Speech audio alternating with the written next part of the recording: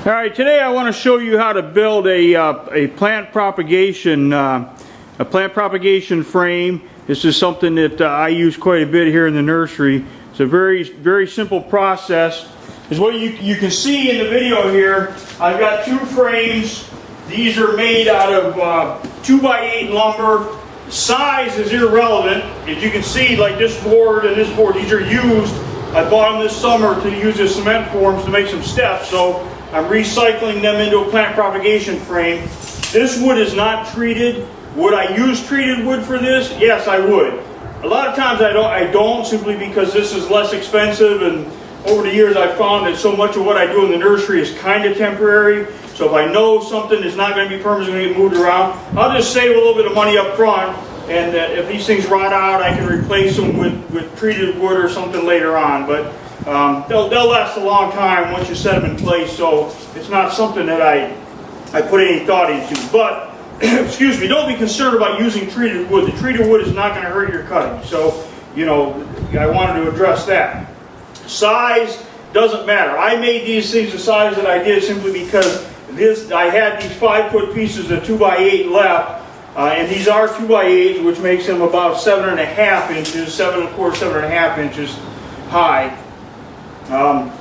So I had 5-footers, so I made them that size, and then I ended up making these end pieces 42 inches. The board itself is 42 inches long. That might be a little wider than I really want, but not necessarily, because I'm going to cover this with plastic, and then the plastic is going to trap water. But I'll poke holes in the plastic to let the water drain through. You know, 36 inches might be ideal. You can make it longer, but you know what? You make them any size you want. It doesn't matter. So basically, I've just got these standing up here. I'm going to take them outside. I'm going to assemble them. So this is a frame. Mine happens to be 5 feet. That end piece is 42 inches. It's going to overlap, so the finished product will be about 38 inches or so.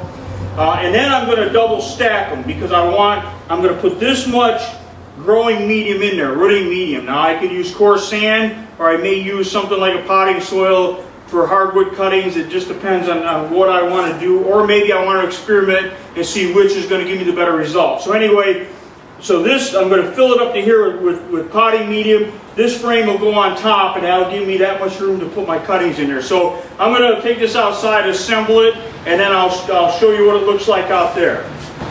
All right, now we've got this, I built the propagation box out here.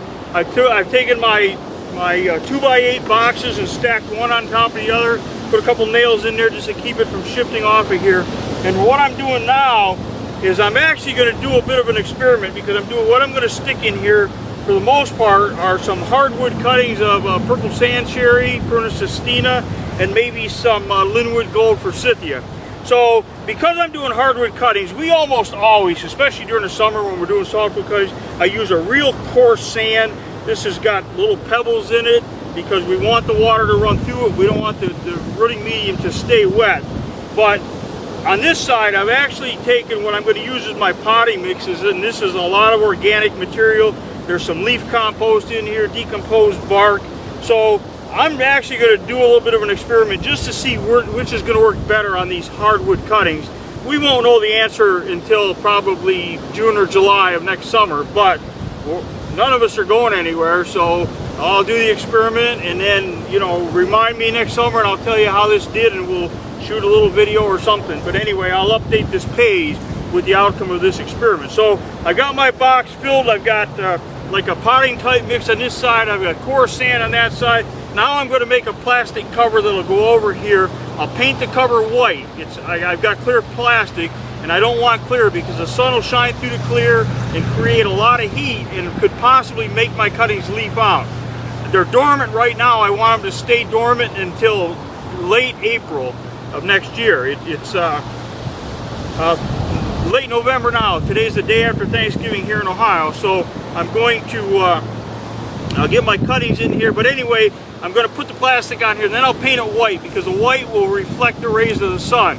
The plastic will help to retain the moisture, and water is going to puddle on top of here, but I'll poke some holes so the water can actually seep in and keep the humidity up. That way I don't have to, if I'm not out here with a watering can or something, I'll still have enough moisture in here. So anyway, we'll check back on this in a few minutes. Now you can see that I've got the, this is my cover that's going to go over top of this plant propagation box. It's crude at best. I'm going to put the plastic on here, and I'm going to put some hinges. And to show you, all I did was cut these 1x4s. I didn't even miter the corners. I just cut them square, and I use these little nailers. I'll show you. I don't even know what these things are called, but just about any lumber yard or Home Depot probably has them. You're going to have to. But anyway, I cut them in half, and then you just kind of nail them on there, and they're for making a flat joint like that. So anyway, I don't know what it's called, but that's what I used.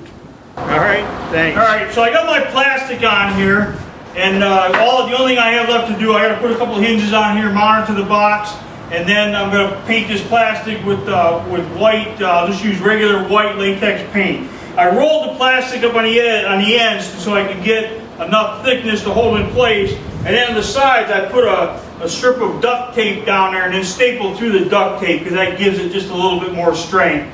The duct tape is less likely to pull out, you know, than just a plastic with a staple through it. So that's where we're at. A little bit of paint. We're ready to stick some cuttings in. All right, our plant propagation box is complete.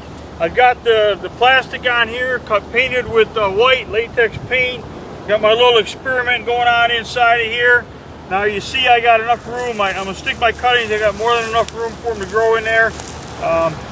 I'll stick my cuttings, and then I'll wet this medium down really good, and then when I'm all done, then I'm going to poke a few holes in the top so as water lays on top of here, it seeps in. That way this kind of waters itself over the winter months in case I'm not around or I'm not out here.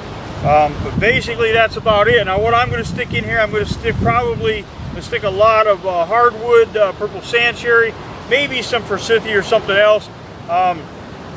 If you want more information on rooting cuttings of all kinds at different times of the year, all kinds of plant propagation, go to freeplants.com or mikesbackyardnursery.com. Get on the email list because I'm constantly sending stuff out, all kinds of tips and tricks and stuff about growing plants from scratch, growing plants from cuttings, growing plants from seeds, Japanese maples, you know it. So basically that's about it. We'll get the cuttings in here. Thanks a lot.